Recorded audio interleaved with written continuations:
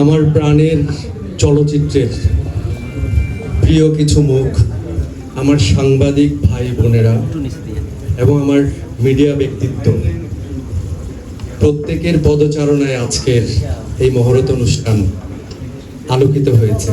Thank you very much. আপনারা এসে আমাদের প্রোগ্রামটি অনেক সুন্দর করে দিয়েছেন। Thank you. আপনাকে এই যে গবেট চরিত্রে যে আমরা যে দেখবো, আসলে এই গবেট বলতে কি একদমই মূর্খ, কিছু না জানা সহজ সরল একজন মানুষকে দেখবো? আসলে আমি মূর্খ নই বা আমি গাধাও নই, আমি চালাকও নই। আমি কি সেটা দেখার জন্য গবেট মুক্তির অপেক্ষায় থাকতে হবে। আমার আরেকটি প্রশ্ন আছে।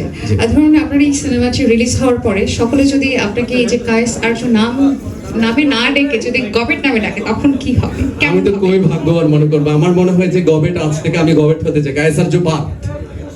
ও মাই গড, ওকে, থ্যাংক ইউ। মানে খুবই সুন্দর করে আপনি বললেন এবং বলা যেতে পারে যে যথেষ্ট চালাক চতুর ভাবেই কিন্তু উত্তরটি দিয়েছেন। Thank you. Thank you. এবার আসি আমাদের মোস্ট বিউটিফুল শিরিন শিলের কাছে। কেমন লাগছে? নতুন সিনেমার কাজ আসছে। সবাইকে আসসালামু আলাইকুম। খুব ভালো লাগছে এত সুন্দর একটি আয়োজন দেখে।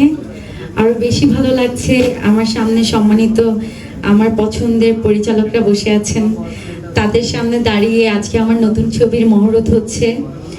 আমি নিজেকে অনেক লাকি ফিল করছি। আর কায়েস আরজুর সাথে আমার এটা নিয়ে চতুর্থ সিনেমা।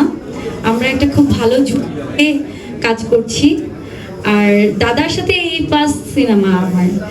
দাদার আমি অনেক গল্প শুনেছি, তো দাদার সাথে কাজ করার আগে আমি দেবাশিস দাদার ফ্যান হয়ে গেছি, কারণ আরজু এর আগে দেবাশিস দাদার সাথে একটি সিনেমা করেছিল। তো আমার সাথে যখন কন্ট্যাক্ট করা হয়, তো আমার সাথে শিডিউলে কেন যেন মিল ছিল না। তো তখন থেকে আমার স্বপ্ন ছিল দাদার সাথে একটা কাজ করব। তো এই গবেট সিনেমাটা ব্যাটেবল আমাদের মিলে গেছে।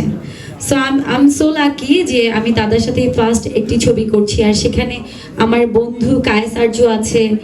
আর আমাদের প্রযোজক সাহেবকে অনেক ধন্যবাদ, এত সুন্দর একটি ছবি নির্মাণ করার উনি ইচ্ছা প্রকাশ করেছেন। আর আমার যারা সাংবাদিক ভাই আছে, এখানে অনেক বন্ধুরা আছে, তাদের সবার সাপোর্ট চাই আমি চাই আমাদের বাংলা চলচ্চিত্র এগিয়ে যাক। এই যে আমরা বিভিন্ন নানান ধরনের কন্টেন্ট না বানিয়ে আমরা চলচ্চিত্র প্রচার করি। চলচ্চিত্র বেঁচে থাকলে আমরা বেঁচে থাকবো। আর এখানে গুলজার ভাইয়া আছে। গুলজার ভাইয়ের সাথে আমার কেরিয়ারে ফার্স্ট সিনেমায় আমি করেছি, মন জান না মনের ঠিকানা। তো আমি চাই এখানে যারা পরিচালকরা আছেন তারা সবাই আমাদেরকে দোয়া করবেন, আমরা যেন ভালো একটি চলচ্চিত্র আপনাদেরকে উপহার দিতে পারি। এটাই আমার চাওয়া। Thank you so much.